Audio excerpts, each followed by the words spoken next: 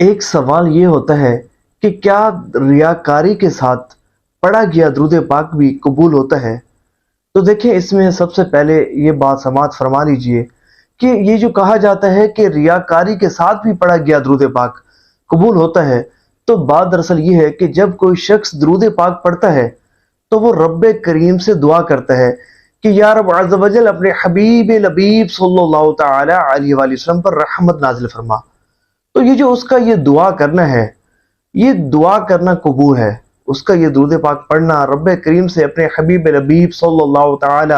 علیہ وآلہ وسلم کے لیے، اپنے آقا کے لیے رحمت کاملہ کی دعا کرنا، رحمت نازل کرنے کی دعا کرنا،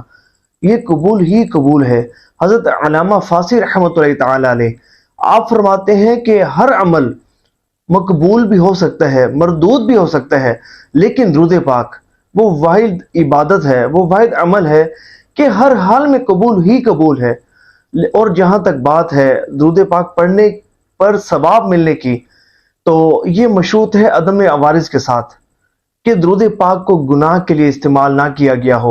درود پاک کو ریاکاری کے ساتھ نہ پڑھا گیا ہو، اور درود پاک کو گناہ کرتے ہوئے نہ پڑھا گیا ہو۔ تو اگر یہ سب کرتے ہوئے درود پاک پڑھا گیا اور ریاکاری کے ساتھ درود پاک پڑھا گیا، تو درود پاک پڑھنا تو قبول ہوگا، لیکن یاد رہے کہ ریاکاری کے ساتھ اگر کوئی شخص درود پاک پڑھتا ہے تو اس کو ریاکاری کا گناہ ضرور ملے گا، لیکن اس کا درود پاک مقبول ہوگا۔ صلو علی الحبیب صلی اللہ تعالی علی محمد صلی اللہ تعالی علیہ وآلہ وسلم۔